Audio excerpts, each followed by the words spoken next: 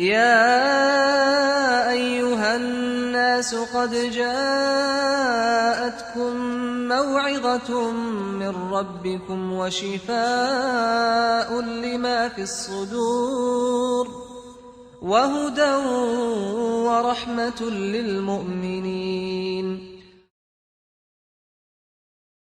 السلام علیکم ورحمۃ اللہ وبرکاتہ. الحمد للہ وحدہ والصلاة والسلام على من لا نبی بعدہ اما بعد. اعوذ باللہ من الشیطان الرجیم. بسم اللہ الرحمن الرحیم. انما المؤمنون الذین اذا ذکر اللہ وجلت قلوبهم واذا تلیت علیہم آیاتہ زادتهم ایمانا وعلى ربهم يتوکلون. صدق اللہ. حضرات و خواتین، تفسیری آئینہ کا سلسلہ سورۃ الانفال تک پہنچا ہے. آپ کی خدمت میں آج سورۃ الانفال کا خلاصہ پیش کرنا ہے. یہ سورہ جنگ بدر کے بعد نازل ہوئی. قرآن کریم میں جن جنگوں پر تبصرہ زیادہ کیا گیا ہے وہ جنگ بدر، جنگ احد، خندق جس کو احزاب بھی کہا جاتا ہے، اور تبوک. پیارے نبی صلی اللہ علیہ وسلم کی زندگی میں کل 21 جنگیں ہوئی جن کو غزوہ کہا جاتا ہے. اس میں آپ صلی اللہ علیہ وسلم شریک ہوا کرتے تھے. باقی جو چھوٹے چھوٹے 20 آدمی، 40 آدمی، 50 آدمی، 70 آدمی، 10 آدمی جاتے تھے، اس کو سریہ کہا جاتا ہے. تو سریہ کی تعداد زیادہ ہے، جنگوں کی تعداد صرف 21 ہے. اور اس میں بھی بعض روایتوں میں آتا ہے کہ 19 میں آپ صلی اللہ علیہ وسلم شریک تھے. ساتھ ہی ساتھ آپ کو یہ بھی بتا دوں، اس سورے کا مقدمہ ہے، اس سورے میں نہیں ہے، کہ ان کل 21 جنگوں میں جو لوگ مرے ہیں، مسلمان شہید ہوئے وہ اور کافر جو مرے وہ، کل 1000 کچھ ہیں بس. تو آپ خود دیکھیے کہ یہ جنگیں انسانوں کو مارنے، قتل کرنے کی نہیں تھی، بلکہ خاص مقصد اعلاء کلمت اللہ کے لیے تھی. ورنہ 21 جنگ اور نہ جانے کتنے سریے ہیں، ان سب میں ملا کے صرف 1000 کچھ لوگ قتل کیے گئے یا مسلمانوں میں شہید ہوئے، دونوں ملا کر کے صرف اتنے. بہرکیف یہ سورہ میں جنگ بدر کے بعد کے کچھ قوانین نازل کیے گئے. آپ جانتے ہیں جنگ بدر کیسی جنگ تھی. حق اور کفر کی پہلی جنگ، حق اور باطل کی پہلی جنگ. اس دن جو جیتا وہی ہمیشہ کے لیے اس کی جیت، اور جو ہارا وہ ہمیشہ کے لیے اس کی ہار ہوئی. حالانکہ بڑی کسم کرسی اور بڑی تکلیف کے وقت میں ہوئی تھی. بیک وقت 2 چیزیں سامنے تھیں. ایک تو یہ بھی اللہ تعالیٰ وعدہ کیا تھا کہ تمہیں مال غنیمت ملے گا جو قافلہ شام سے تجارت کر کے واپس آ رہا تھا ابو سفیان کی سرداری میں، یا یہ کہ ابو جہل کی سرداری میں جو قافلہ مکے سے نکل کر آئے گا اس کے ساتھ تمہارا موڑ بھیڑ. بہرکیف ابو سفیان ہوشیاری سے نکل گئے. وہ قافلہ تو نہیں ملا، لیکن ابو جہل جو بڑی تنتناتے ہوئے اور بڑے غرور اور فخر کے ساتھ آیا تھا، آخر اس قافلے کے ساتھ بدر میں دونوں کی ملاقات. 313 صرف مسلمان تھے، جبکہ 1000 سے زیادہ کافر تھے. ادھر خالی ہاتھ، سواریاں بھی نہیں، تلوار بھی نہیں، اور ادھر پورے تیر و تلوار اور جنگی گھوڑے اور اسلحہ، ساری چیزوں سے وہ لوگ لیس تھے. لیکن قرآن کریم کا یہ اصول ہمیشہ بتلاتا ہے مومنوں کو کہ دیکھو، حق اور باطل کی فتح تعداد، قوت، طاقت پہ نہیں ہوتی. یہ صرف اور صرف اللہ کی مدد، ایمان والوں کا ساتھ دینے کے لیے اور ایمان والوں کو یقین پیدا کرنے کے لیے اور بے ایمانوں کے اندر حقیقت کو ثابت کرنے کے لیے یہ چیز ہوتی ہے. تو اس سورے میں جنگ بدر کا بہت زیادہ اللہ تعالیٰ مسلمانوں پہ بہت سی رحمیں کیا اس میں جنگ بدر میں. سب سے پہلے تو مسلمان تھکے ہوئے تھے، سواریاں نہیں تھی تو چل کر آئے تھے. بدر جو مدینے سے تقریباً 200 کلومیٹر کا سفر ہے، چل کر آئے تھے بہت سے صحابہ، سواریاں نہیں تھیں، تھکے ہوئے تھے. اللہ تعالیٰ نے تھوڑی دیر کے لیے ان کو اونگ دے دیا، نیند طاری کر دی، اور آپ جانتے ہیں کہ آدمی نیند کے بعد بالکل فریش ہو جاتا ہے۔ پھر اس کے بعد زمین جو تھی وہ برابر نہیں تھی، تو اللہ تعالیٰ نے بارش بھیجا جس کی وجہ سے وہ زمین برابر ہو گئی۔ پینے کے لیے پانی نہیں تھا تو وہ بارش کا پورا پانی اس طرف بہہ کر آیا جس طرف صحابہ کرام تھے۔ تو یہ ساری سہولتیں اللہ تعالیٰ نے مسلمانوں کو عطا فرمائی۔ پھر اللہ کی سب سے بڑی مدد فرشتوں کے ذریعے تھی۔ پیارے نبی صلی اللہ علیہ وسلم کو اللہ تعالیٰ نے حکم دیا تھا کہ کچھ مٹی اٹھا کر آپ پھینکیے کافروں کی طرف، جس کو قرآن نے کہا آپ نے نہیں پھینکا، اللہ نے پھینکا، جس کی وجہ سے اللہ کی مدد بھی آئی فرشتوں کی۔ آپ صلی اللہ علیہ وسلم ایک چھاؤنی بنا کر اس میں رو رو کر دعائیں کر رہے تھے۔ حضرت ابو بکر صدیق رضی اللہ عنہ آپ کے ساتھ تھے، وہ کہتے اللہ کے رسول بس کیجئے بس کیجئے، اللہ کی مدد آ گئی۔ تو معلوم ہوا کہ ہر جگہ کامیابی اللہ کی مدد کے ساتھ آتی ہے۔ تو جب یہ پہلی جنگ تھی تو جنگوں میں مال جو بچ جاتا ہے اس کو مال غنیمت کہا جاتا ہے۔ تو یہ کس کے لیے ہوگا؟ پرانے زمانے میں لوگ اس کو الگ الگ طریقوں سے تقسیم کرتے، کوئی جلا دیتے، کوئی کچھ کرتے تھے۔ اسلام نے اس کا بھی حکم بتایا جو 10ویں پارے کی پہلی آیت میں۔ بہرکیف اس شورے کو شروع کرتے ہی کہا گیا ہے اطیعوا اللہ ورسولہ ان کنتم مؤمنین، اللہ اس کے رسول کی اطاعت کرو اگر تم مومن، کیونکہ کامیابی بھلائی اس دنیا اور آخرت کی صرف اور صرف اللہ رسول کی اطاعت میں، اللہ رسول کی فرما برداری میں۔ جتنے احکام ہیں وہ اللہ رسول کی فرما برداری کے ساتھ ہونا چاہیے۔ ساتھ ہی ساتھ ایک بڑی اہم بات کہی گئی اس سورے کی آیت نمبر 2-3 میں کہ ایمان والے وہ ہیں جب اللہ کا ذکر ان کے سامنے کیا جاتا ہے تو ان کے دل خوشی اللہ کی یاد سے تڑپنے لگتے ہیں، اور جب اللہ کی آیتیں تلاوت کی جاتی تو ان کا ایمان اور بڑھ جاتا ہے۔ کیوں؟ کہ وہ اللہ پر بھروسہ کرتے ہیں۔ پھر اس کے بعد کہا کہ وہ لوگ نماز قائم کرتے ہیں اور جو کچھ اللہ نے ان کو روزی کے طور پر دیا اس میں سے خرچ کرتے ہیں۔ تو ان کی گارنٹی دی گئی کہ اولئک هم المؤمنون حقا، سچے مومن یہی۔ تو سچے مومن کی نشانی یہ کہ سب سے پہلے اللہ رسول کی اطاعت، فرما برداری ہر معاملے میں، پھر اللہ کی یاد بھی بہت ضروری چیز ہے، ذکر جس کو کہا گیا ہے۔ ہر فرائض کے بعد ذکر کا حکم آیا ہے، تو معلوم ہے کہ ذکر ایک الگ ہی عبادت ہے۔ اور سب سے بڑی چیز کہ قرآن کا پڑھنا سننا ہمارے ایمان میں مضبوطی کا سبب بننا ہے۔ لیکن ہم قرآن پڑھتے ہیں تو کیا نیت ہوتی ہے کہ کب ختم ہو جائے، یہ سورہ کب ختم ہو، یہ جز ختم ہو، یہ تراویح کب ختم ہو، یہ ہماری نیتیں ہوتی ہے۔ اس لیے اللہ تعالیٰ نے یہ نہیں کہا کہ تم اتنا قرآن پڑھو، بلکہ یہ کہا فقرؤ ما تیسر من القرآن، جتنا آسانی سے تم پڑھ سکتے ہو، اصل سمجھ کر۔ اور اس کی آیتیں جب ہم پڑھیں، عذاب کی آیتیں ہوں تو عذاب سے بچنے کی، نعمت کی آیتیں آئیں تو نعمت کو سوال کرنے کی، احکام کی آیتیں آئیں تو اللہ ہمیں اس پر عمل کرنے کی توفیق دے، ظالم قوموں کا ذکر آئے تو اللہ ہم کو ان سے بچا لے، نیک لوگوں کا ذکر ہو تو یہ دعا کرنی چاہیے کہ اللہ ہمیں بھی ان لوگوں میں سے بننے کی توفیق عطا فرمائے۔ یہ اصل ہے قرآن کریم کی پڑھنے کا، اور قرآن کریم کی تلاوت بھی ایمان میں بڑھوتری، ایمان میں مضبوطی، ایمان میں زیادتی کا سبب بنتا ہے۔ اور اس کے بعد اللہ پر توکل، بھروسہ، جو اسباب ہیں وہ پورا کرنا ہے، لیکن بھروسہ صرف اور صرف اللہ پر ہونی چاہیے، اسباب بھی ہونی چاہیے، بھروسہ بھی ہونی چاہیے۔ پھر ایمان ہے یا نہیں، تو دو چیزیں اکثر جو ہے بیان کی جاتی ہیں، نماز قائم کرو، اور اس کے ساتھ زکوٰۃ آتا ہے، جب زکوٰۃ کا حکم آ گیا تب سے۔ جب تک زکوٰۃ کا حکم نہیں تھا تب اللہ تعالیٰ ایک لفظ استعمال کرتے، وہ مما رزقناہم ينفقون، جو ہم نے روزی دیا اس میں سے خرچ کرتے ہیں۔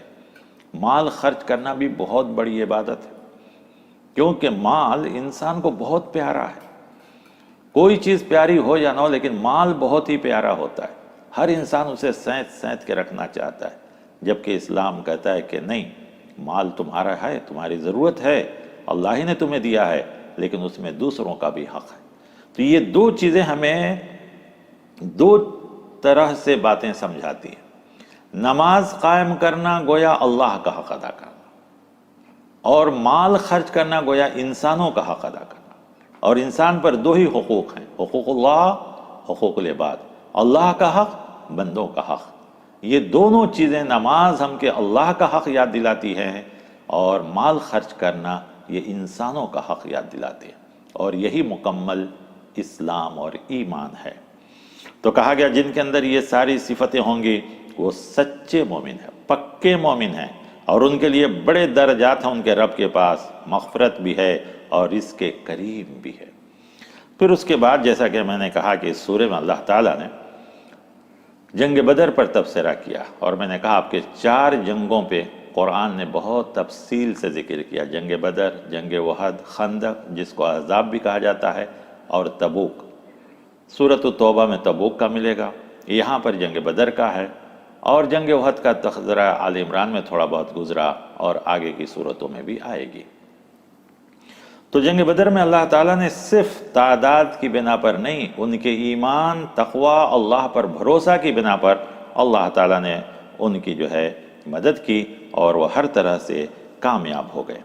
پھر اس کے بعد اللہ تبارک و تعالیٰ کہتے ہیں کہ دنیا میں انسان ہمیشہ فتنوں میں مبتلا ہوگا، اسے فتنہ اور پریشانیاں آتی رہیں گے۔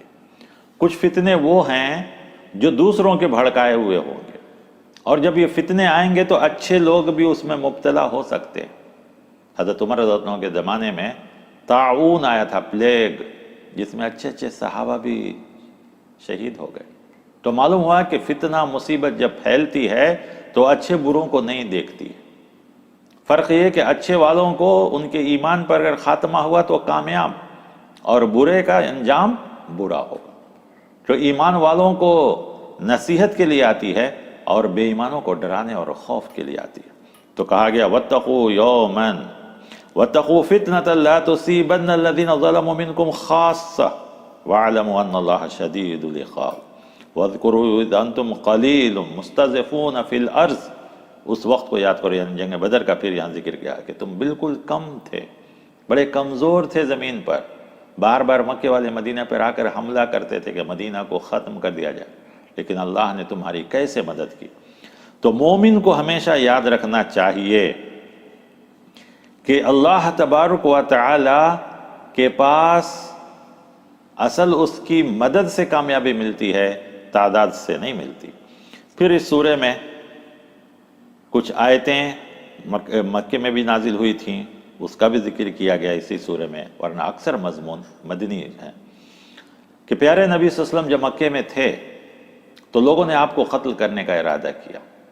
ایک میٹنگ بیٹھی دارالندوہ میں کہ آپ کو کیا کیا جائے، آپ کی وجہ سے مکے میں دین پھیل رہا ہے، گھر کے لوگ مسلمان ہو رہے ہیں، کسی کا باپ، کسی کا بھائی، کسی کی بہن، کسی کی بیوی، کسی کا شوہر۔ تو لوگوں نے ایک میٹنگ بلائی سارے کافروں کے سردار نے، کہ یا تو آپ کو قتل کر دیا جائے، یا آپ کو جلا وطن کر دیا یعنی بستی سے نکال دیا جائے، یا آپ کو قید کر دیا جائے۔ یہ میٹنگ دن میں ہو رہی تھی، اللہ تعالیٰ آسمان پہ یہ سب دیکھ رہا تھا۔ جب وہ لوگ طے کر لیے کہ فلاں رات میں ہر گھر سے ایک نوجوان جا کر گھر کو گھیر لے گا، اور فجر کی نماز کو جب آپ نکلیں گے تو اچانک حملہ کرے گا، تاکہ معلوم نہیں ہوگا کہ کس نے قتل کیا، اور یہ خون سارے مکہ پہ بڑھ جائے گا، اور محمد صلی اللہ علیہ وسلم کے خاندان والے بدنہ دے دیں گے۔ یہ ان کی پالیسی تھی، لیکن اللہ تعالیٰ نے آپ کو وحی کے ذریعے بتا دیا، اس کا ذکر کیا وَإِذْ يَمْكُرُ بِكَ الَّذِينَ كَفَرُوا لِيُثْبِتُوكَ أَوْ يَقْتُلُوكَ أَوْ يُخْرِجُوكَ، کہ آپ کو بستی سے باہر نکال دیں یا قتل کر دیں یا آپ کو جیل میں ڈال دیں، قید میں ڈال دیں۔ وَيَمْكُرُونَ وَيَمْكُرُ اللَّهُ، اللہ تعالیٰ کہتا ہے یہ لوگ مکر کر رہے تھے، اللہ تعالیٰ نے بھی ایک تدبیر کیا۔ وَاللَّهُ خَيْرُ الْمَاكِرِينَ، اور سب سے بہتر تدبیر اللہ تعالیٰ کی تدبیر ہے۔ اللہ کی تدبیر کے سامنے کسی کی بھی نہیں چل سکتی۔ لہذا اللہ تعالیٰ اس وحی کے ذریعے آپ کو بتلایا، آپ حضرت ابوبکر رضی اللہ عنہ کے گھر گئے، پھر تیاریاں ہوئی، رات میں نکلے، غار ثور میں رہے، پھر وہاں سے ہجرت کیے۔ گویا اس کا بھی یہاں پر ایک چیز بتلایا گیا کہ اس دن بھی کافروں نے تو پوری کوشش کر لی تھی آپ کو قتل کرنے کی، لیکن اللہ نے بچا لیا۔ ان کے پاس طاقت تھی، قوت تھی، ہتھیار تھا، سب کچھ تھا، آپ کے پاس کوئی چیز نہیں تھی، لیکن اللہ تعالیٰ نے آپ کو بچا لیا۔ کس بنا پہ بتلایا؟ اللہ اپنے اسباب کی بنا پر، اور آپ کا ایمان اور آپ کے دین کو بچانے کے لیے ان سب چیزوں کا بھی اس سورہ کے اندر ذکر ہے۔ پھر اس کے بعد اللہ تبارک تعالیٰ نے مسلمانوں کو خاص کر اس سورہ میں اتحاد کی بھی تعلیم دی کہ اتحاد بھی تمہارے لیے بہت بڑی چیز ہے، یعنی آپس میں مل کے رہنا یہ بہت بڑی چیز ہے۔ جب تک انسان یا ایمان والے آپس میں مل کر نہیں رہیں گے وہ کامیاب نہیں ہو سکتے۔ اور ایمان والوں کو یہ بھی کہا گیا ہے کہ ایمان والوں کو چاہیے کہ اللہ تبارک و تعالیٰ سے ہمیشہ استغفار کرتے رہیں۔ خاص کر ایک بار صحابہ کرام نے آپ صلی اللہ علیہ وسلم سے درخواست کی کہ اتنا ظلم ہو رہا ہے، اتنی تکلیفیں ہو رہی ہیں، آپ دعا کیجئے کہ ان کے اوپر عذاب آ جائے۔ تو اللہ تعالیٰ نے آیت نازل کیا، کہا وَمَا كَانَ اللَّهُ لِيُعَذِّبَهُمْ وَأَنْتَ فِيهِمْ۔ پیارے نبی صلی اللہ علیہ وسلم آپ ان کے درمیان ہیں، اللہ کیسے ان کو عذاب دے گا؟ کیونکہ عذاب آئے گا تو سارے پکڑے جائیں گے، اچھے برے سب پکڑے جائیں گے، تو آپ تو ان کے درمیان ہیں، لہذا اللہ عذاب نہیں دے گا۔ وَمَا كَانَ اللَّهُ مُعَذِّبَهُمْ وَهُمْ يَسْتَغْفِرُونَ۔ عذاب دو وقت روک لی جاتی ہے، ایک انبیاء جب تک وہاں رہتے ہیں عذاب نہیں آتا، اس لیے آپ دیکھیں گے سارے نبیوں کو وہاں سے نکال لیا گیا بستی سے، تب عذاب آیا۔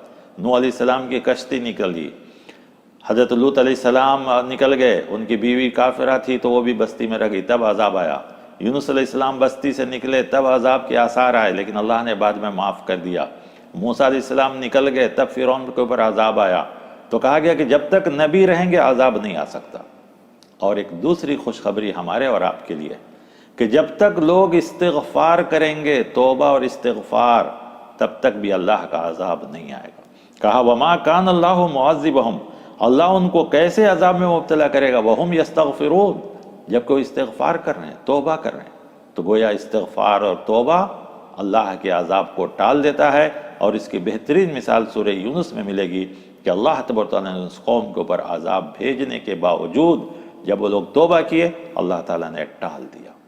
تو استغفار، توبہ یہ کوئی معمولی چیز نہیں۔ پہلے بھی ایک آیت ہے کہ نیک بندے وہ ہیں جو خاص کر استغفار کرتے ہیں، اور صبح کے وقت میں زیادہ، سحری کے وقت میں، صبح کے وقت میں، فجر کے وقت، تہجد کے وقت میں زیادہ استغفار کرتے ہیں۔ پھر اس کے بعد اللہ تبارک و تعالیٰ نے کہا کہ جو لوگ متقی ہوتے ہیں اللہ کے دوست ہوتے ہیں، اور وہی متقی بھی ہوتے ہیں۔ تو جو اللہ کے دوست ہیں ان کا تقوی ان کو کام آتا ہے، اور اس تقوی کی وجہ سے اللہ تعالیٰ ان کو بہت سی چیزیں عطا فرماتا ہے۔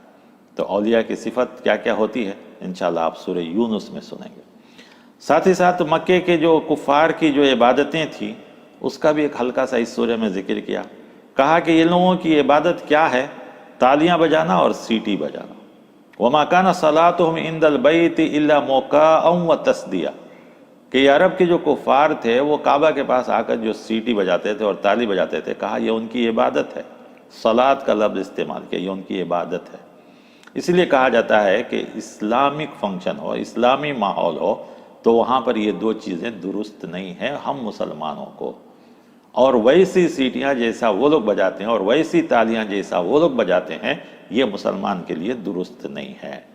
کیوں کہ یہ ان کی عبادت ہے، اور مسلمانوں کو کہا گیا کہ کسی دوسری قوم کی عبادت جیسی کوئی عبادت نہیں کرنی چاہیے۔ پھر اس کے بعد اللہ تبارک و تعالیٰ نے جو مال غنیمت جنگوں میں ملتا ہے، جنگ جب ختم ہو جاتی ہے، ایک دشمن چلا جاتا ہے، تو اس کے جتنے مال ہیں وہ جیتنے والوں کا ہوتا ہے۔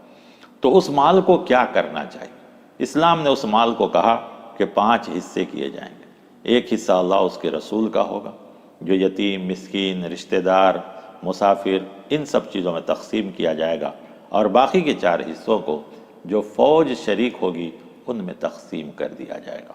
یہ جو ہے ان چیزوں کا ذکر کیا گیا اس میں۔ اور ساتھ ہی ساتھ اللہ تبارک و تعالیٰ نے اس سورے میں دلوں کو ملانے والی بات کہی۔ دل کو اگر کوئی آدمی چاہے 2 دلوں کو ملا دے تو وہ کسی حالت میں نہیں ملا سکتا جب تک کہ اللہ تعالیٰ کی رحمت نہ ہو۔ اللہ تبارک و تعالیٰ کہتے ہیں کہ اگر تم دنیا کی ساری چیزوں کو خرچ کر دو، زمین میں جتنی چیزیں، ان ساری چیزوں کو خرچ کر دو، یا اتنا اور بھی لے کر آؤ، 2 دلوں کو نہیں ملا سکتے۔ یہ صرف اور صرف اللہ کا کہا۔ جیسے کہ مکے کے مہاجر ہجرت کر کے مدینہ گئے، مدینے کے صحابہ انصار دونوں کا کوئی تعلق نہیں تھا، لیکن اللہ کے رسول صلی اللہ علیہ وسلم نے ان کو صرف کلمے کے بنیاد پر بھائی بنایا، تو وہ لوگ ایسے پکے بھائی بن گئے کہ سگے بھائیوں سے بھی زیادہ۔ تو ان دلوں کو کون ملایا؟ اللہ تعالیٰ ملایا۔ تو دلوں کو جوڑنے والا اللہ ہے، اللہ کے علاوہ کوئی دلوں کو نہیں جوڑ سکتا۔ اور جب دل جڑ جاتے ہیں تو اللہ تعالیٰ ہر چیز ان کے لیے آسانی کر دیتا ہے۔ تو اللہ تعالیٰ کہتے ہیں کہ اگر تم چاہو کہ دنیا کی ساری چیزوں کو خرچ کر کے دو دلوں کو ملا دو، نہیں ملا سکتے۔ وَلَكِنَّ اللَّهَ أَلَّفَ بَيْنَهُمْ، لیکن اللہ دلوں کو ملاتا ہے، بے شک وہ اللہ زبردست ہے اور حکمت والا ہے۔ پھر اس کے بعد نبی کو ایک خوشخبری سنائی گئی، کہا گیا کہ اے نبی، آپ کے لیے اور جو آپ کی اتباع کرتے ہیں یعنی مومنین، ان سب کی حفاظت کے لیے اللہ کافی۔ ہم اور آپ بظاہر کسی مصیبت میں پڑ جائیں یا پھنس جائیں، اللہ نہ کرے وہ دن آئے، تو اس وقت ہمیں صرف اور صرف اللہ کو یاد کرنی چاہیے۔ اللہ ہی مصیبتوں سے نکالنے والا ہے، مصیبتوں سے بچانے والا صرف اور صرف اللہ ہے، اللہ کے علاوہ کوئی مصیبت سے نہیں بچا سکتا۔ لہذا ہر مصیبت اور پریشانی میں اللہ ہی ہمارے لیے، حتیٰ کہ پیارے نبی صلی اللہ علیہ وسلم کے لیے خاص دوسری جگہ آیت آئی کہ آپ کی حفاظت کے لیے اللہ کافی ہے۔ وہ آپ کو اپنی آنکھوں میں دیکھتا ہے، گویا آپ اللہ کی آنکھ میں ہیں، گویا اتنے قریب سے اللہ آپ کی حفاظت کر رہا ہے۔ تو ایمان والوں کو یہ خوشخبری دی گئی کہ ایمان والوں کو ہمیشہ اللہ پر بھروسہ کرنا چاہیے۔ پھر اس کے بعد ایمان کی طاقت اور قوت کے اعتبار سے اللہ تعالیٰ نے ایک چیز بتلایا کہ کبھی ایسا ہوتا ہے کہ اگر تمہارے اندر طاقت اور قوت اور ایمان زیادہ رہی تو تم 10 آدمی 100 کافروں پر غالب آ جاؤ گے۔ لیکن اس کے بعد اللہ تعالیٰ نے کہا کہ تمہاری اب طاقت اور قوت، معاف کرنا، 20 آدمی، 20 صبر کرنے والے، صبر یعنی اللہ پر بھروسہ رکھنے والے لوگ ہوں تو 200 کافروں پر غالب آ سکتے ہیں۔ پھر اس کے بعد اللہ تعالیٰ نے اس چیز کو کم کر کے کہا 100 200 پر، 1000 2000 پر۔ گویا آج بھی ہم اور آپ تعداد کو نہ دیکھیں، اللہ پر بھروسہ، اللہ پر ایمان، اللہ پر صبر، اللہ کا حکم، اللہ تعالیٰ نے، کیونکہ اس آیت کے آخر میں کہا بِإِذْنِ اللہ ہوگا، یہ تعداد کی بنا پر نہیں ہوگا، اللہ کے حکم سے ہوگا، وَاللَّهُ مَعَ الصَّابِرِينَ، اور اللہ تعالیٰ صبر کرنے والوں کے ساتھ ہے۔ تو ہمیں اور آپ کو ہمیشہ اللہ پر بھروسہ رکھنا چاہیے، اور اللہ تبارک و تعالیٰ کی طاقت اور قوت پر ہمیں ہمیشہ اللہ کو یاد کرنا چاہیے۔ پھر اس سورے کے اندر اللہ تبارک و تعالیٰ نے ایمان والوں کا بار بار ذکر کیا، خاص کر ان ایمان والوں کا جو لوگ ہجرت کیے اور سب سے پہلے ہجرت کیے۔ بار بار ان کا ذکر کیا گیا ہے کہ ہجرت بھی کیے، جہاد بھی کیے، صبر سے رہے، تو اللہ نے ان کے لیے بڑے بڑے درجے بلند کیا ہے، اور رب کے پاس بڑی بڑی جو ہے رزق بھی اللہ تعالیٰ نے ان کے لیے رکھا ہے۔ تو یہ چیزیں جو ہے اس سورے میں بیان کی گئی، اور اسی پر اس سورے کو ختم کیا گیا ہے۔ کہا گیا ہے کہ ان کے لیے بڑے درجات ہیں، اور رزق کریم بھی ہے، مغفرت بھی ہے۔ تو گویا جو صحابہ شروع میں جو تکلیف اٹھائے ہیں مکے میں، پھر ہجرت کرتے وقت، پھر ہجرت کر کے مدینہ جا کر، تو ان سب کا درجہ بہت بڑا ہے۔ اللہ تعالیٰ نے اس سورے کے اندر اس چیز کو بھی بیان کیا۔ اصل اس سورے کے اندر اصل بدر کے اوپر زیادہ، اور ساتھ ہی ساتھ اس میں قیدیوں کا ذکر کیا گیا، کیونکہ اس زمانے میں قیدیوں کے ساتھ بیکار سلوک ہوتا تھا۔ آج بھی دیکھیے ماڈرن دنیا، ترقی یافتہ دنیا، لیکن قیدیوں کے ساتھ کتنا سخت سلوک کیا جاتا ہے۔ آپ صلی اللہ علیہ وسلم نے بدر کے میں جو 70 قیدی آئے تھے، آپ نے سب کے ساتھ انصاف کیا، کسی کو رتی برابر تکلیف ہونے نہیں دیا، بلکہ ایک بار ایک قیدی کے کراہنے کی آواز آئی، چیخنے کی آواز آئی، آپ صلی اللہ علیہ وسلم رات میں وہ آواز سنے تو فوراً چلے گئے، اور جن کے انڈر میں وہ تھے ان سے پوچھا تم نے ان کو کھانا برابر دیا یا نہیں دیا، پھر کیوں ایسی آواز آ رہی ہے؟ یہ تک خیال رکھتے تھے پیارے نبی صلی اللہ علیہ وسلم۔ لیکن چونکہ اس دور کا قانون تھا قیدیوں کو پکڑ کے رکھنا، اس لیے آپ صلی اللہ علیہ وسلم نے وہ رکھا۔ پھر اس کے بعد قیدیوں کو یا تو صرف پیسے لیتے یا قتل کر دے۔ آپ صلی اللہ علیہ وسلم نے اس میں ہمارے لیے ایک بہت بڑی چیز بتلایا گیا، اگرچہ کہ اس سورے میں نہیں ہے، لیکن واقعہ مشہور ہے کہ انہی قیدیوں میں جو پڑھے لکھے لوگ تھے، ان لوگوں سے آپ صلی اللہ علیہ وسلم نے کہا کہ تم ہمارے مدینے کے لوگوں کو لکھنا پڑھنا سکھا دو، ہم تم کو فری چھوڑ دیں گے، اور آپ صلی اللہ علیہ وسلم نے ان کو فری بھی چھوڑ دیا۔ حتیٰ کہ بہت سے قیدیوں کے ساتھ آپ نے نرمی کی، لیکن آج آپ دیکھیں گے کہ دنیا میں قیدیوں کے ساتھ کتنا ظلم ہوتا ہے۔ تو اسلام وہ بھی کہتا ہے کہ تم ایسا قیدیوں کے ساتھ ظلم نہ کرو، بلکہ ان کے ساتھ انسانیت کا حق ادا کرنا چاہیے، اور اس سے زیادہ ان کو تکلیف نہیں دینی چاہیے۔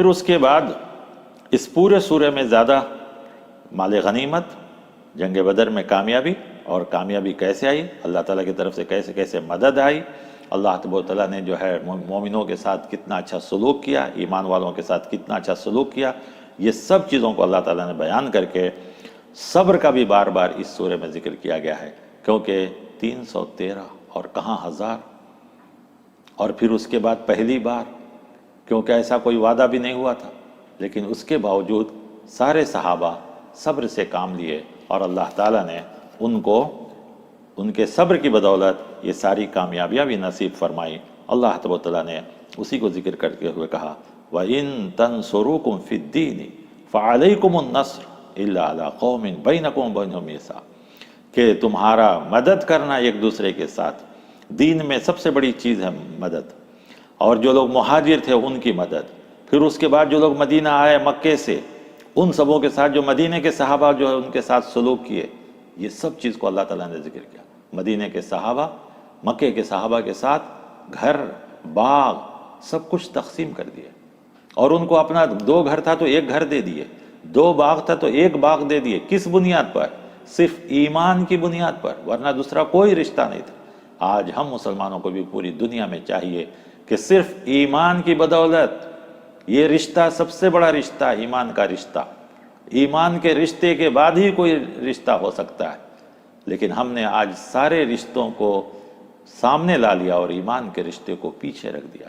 کہا گیا کہ ان لوگوں نے ایک دوسرے کو جو ٹھکانہ دیا، ایک دوسرے کا جو ساتھ دیے، ایک دوسرے کی جو مدد کی، اور جو بھائی چارہ ان کے بنایا گیا جس کو اخوت کہا جاتا ہے، ایسا بھائی چارہ دنیا میں کہیں نہیں دیکھا گیا جو پیارے نبی صلی اللہ علیہ وسلم نے مکے کے صحابہ اور مدینے کے صحابہ میں بنایا تھا۔ تو یہ سب سے بڑی چیز تھی۔ یہ چند باتیں اس سورۃ الانفال میں، جو صرف 75 آیتیں ہیں اس سورے میں، اور انہی چیزوں پر مہاجروں کے مقام اور ان چیزوں کو بیان کیا گیا ہے۔ یہاں تک ہم بھی اس بات کو مکمل کرتے ہیں، پھر اس کے بعد انشاءاللہ آگے کی صورتوں میں چلتے ہیں۔ اللہ تعالیٰ سے دعا ہے کہ آج جو کچھ بھی الزام لگایا جاتا ہے اسلام پر کہ تلوار سے طاقت سے پھیلا، یہ سب غلط ہے۔ اسلام صرف اور صرف اخلاق سے پھیلا ہے۔ اگر طاقت سے پھیلی ہوتی تو اتنے سریے، اتنے جنگ پیارے نبی صلی اللہ علیہ وسلم کے زمانے میں، اور صرف 1000 آدمی، وہ بھی مسلمان اور کافر سب ملا کر۔ تو یاد رکھیے طاقت ہرگز نہیں تھی، اخلاق تھا، سچائی تھی، مسلمانوں کا صبر، مسلمانوں کا استقامت، مسلمانوں کی نیکیاں، یہ سب چیزوں کی وجہ سے اللہ کی مدد آئی، اور بالکل 10-11 سال کے اندر پورے عرب میں اسلام پھیل گیا ہے۔ تو صرف اور صرف اسلام کی سچائی کی وجہ سے آج ہمیں اور آپ کو بھی اس سچائی کو اخلاق کے ساتھ، پیار کے ساتھ، نرمی کے ساتھ، اچھائی کے ساتھ سمجھا کر بیان کرنا چاہیے۔ آج بھی دنیا اسلام میں آنے کے لیے تیار ہے، صرف ہمیں اور آپ کو چاہیے کہ ہم اس کو کیسے پیش کرنا ہے، کیسے سمجھانا ہے، کیسے اللہ تعالیٰ کی مدد ہمارے ساتھ آئے گی اس کو بھی حاصل کرنا ہے۔ جب تک اللہ کی مدد ہمارے ساتھ نہیں آئے گی، ہم دوسروں پر غالب نہیں آ سکتے۔ جیسا کہ پہلے کی آیت میں آیا کہ اللہ اگر تم کو غالب کرنا چاہے تو کون روک سکتا ہے، اور اگر اللہ تم کو ہی غالب نہ کرے تو کون تم کو غالب کرے گا۔ تو اللہ کی مدد سب سے پہلے مسلمانوں کے ساتھ آنی چاہیے، اور مدد آنے کے لیے پہلے ہی کہا گیا کہ ایمان پکا ہو، پھر اللہ کے حقوق جو ہیں وہ ادا کیے جائیں، انسانوں کے حقوق ادا کیے جائیں، اللہ پر بھروسہ ہو، صبر ہو، تقوی ہو، پرہیزگاری ہو، اور اطیع اللہ و اطیع رسول ہو، آپس میں اتحاد ہو، تبھی اللہ کی رحمت آتی ہے، اللہ تعالیٰ کی مدد بھی آتی ہے۔ اللہ تعالیٰ کی مدد جب آتی ہے تو ہمیں اور آپ کو تصور بھی نہیں ہوگا وہ کامیابیاں ملتی ہیں جو ہم سوچ بھی نہیں سکتے۔ گویا ایمان والوں کو بار بار اس میں صبر کی بھی تعلیم دی گئی ہے۔ اللہ تعالیٰ سے دعا ہے کہ اللہ تعالیٰ اس مہینے میں ہمیں اور آپ کو زیادہ سے زیادہ نیکیاں کر کے ایمان کو مضبوط کرنے، اللہ کی مدد حاصل کرنے، اور آپس میں مسلمانوں کو جوڑنے۔ آج جس دور سے ہم گزر رہے ہیں، یہ بہت ضروری ہے کہ ہم مسلمان ایک دوسرے مسلمان سے قریب ہوں، ہم اور دوسرے انسانوں سے بھی قریب ہوں، اور انسانوں سے قریب ہونے کے لیے سب سے بڑی چیز انسانی حقوق کو ادا کریں۔ انسان آج جس چیز کا محتاج ہے اس کا ادا کریں تو انسان ہم سے قریب ہوں گے۔ دین سے قریب ہوں گے، حق سے قریب ہوں گے، اللہ سے قریب ہوں گے۔ اللہ تعالیٰ مجھے اور آپ کو کہنے والے سب کو بھی ان باتوں کی توفیق عطا فرمائے، اور ان باتوں کو سن پکڑ کر اس پر عمل کی بھی توفیق عطا فرمائے۔ وصلی اللہ علی النبی وما علینا الا البلاغ۔ السلام علیکم ورحمۃ اللہ وبرکاتہ۔